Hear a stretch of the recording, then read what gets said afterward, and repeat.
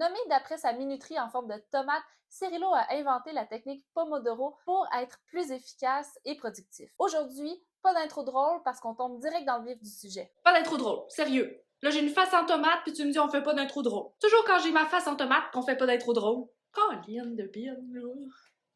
Désolée. Bref, j'ai testé cette technique-là pour toi cette semaine et je te donne mon avis sur celle-ci. Je m'appelle Raphaël Desmiensanes, fondatrice de la Miensan Academy, experte en gestion de projet et créativité et j'aide les créatifs à facilement gérer leurs projets et les gestionnaires à optimiser leur créativité. Reste avec moi, ça commence maintenant.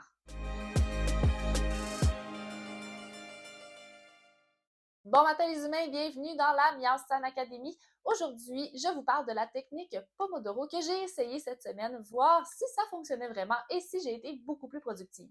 Premièrement, comment ça fonctionne la technique Pomodoro? Eh bien, c'est des blocs de 25 minutes entre lesquels on arrête 5 minutes pour prendre une pause et au bout du quatrième bloc, eh bien, on prend une pause plus longue, soit de 30 minutes. Cette technique-là nous aide donc à être focus pendant 25 minutes complètes. J'ai donc décidé de la mettre en application et de l'essayer pour vous et voici mes conclusions et ce que j'en retire. Tout d'abord, la préparation. Ça m'a pris un bon 30 minutes m'installer, donc ouvrir mon ordinateur, me faire un café, me mettre confortable, ouvrir mes fichiers. Il a aussi fallu que j'installe ma caméra pour me filmer et mon minuteur en Darth Vader.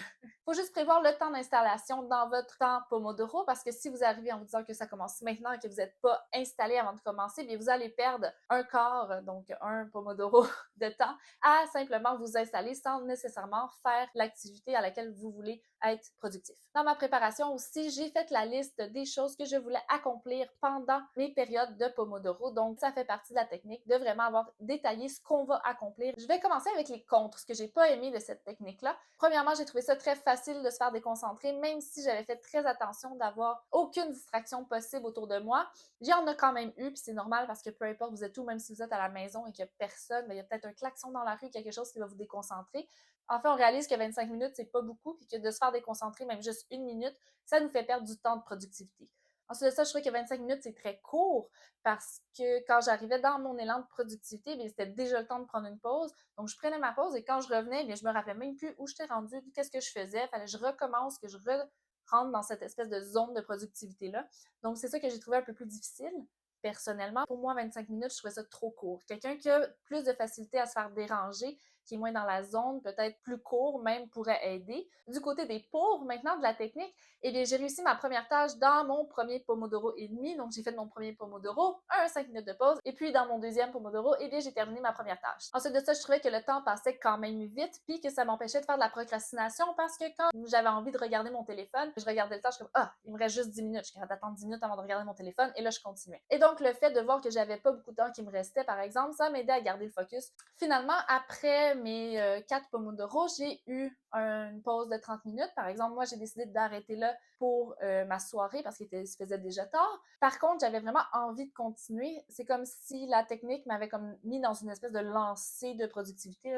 J'avais pas le goût d'arrêter. J'ai même continué pendant une demi-heure après. Ça m'a vraiment amené une espèce de sentiment d'accomplissement, le fait de vraiment être productif. J'ai quand même coché pendant ma session Pomodoro 3 items sur ma liste. Peut-être que je me suis fait une liste un peu trop exhaustive ou peut-être qu'elle aurait dû être un petit peu plus détaillée pour vraiment me permettre d'avoir quelque chose de très précis sur lequel travailler. À ce moment-là, je suis pas mal certaine que j'aurais coché davantage de choses sur ma liste. Deux choses que je garde en tête si je refais cette technique-là, c'est premièrement d'être dans un endroit sans distraction, donc vraiment de le faire à la maison et non dans un café ou dans un bureau à air ouvert, vraiment quelque part où je suis certaine que je ne serai pas distraite, et avoir une liste de tâches un peu plus stricte, plus directe, quelque chose d'un peu moins artistique, comme par exemple écrire un texte, parce que la technique Pomodoro nous coupe dans notre élan au bout de 25 minutes. En conclusion, j'ai vraiment beaucoup aimé travailler avec cette technique-là.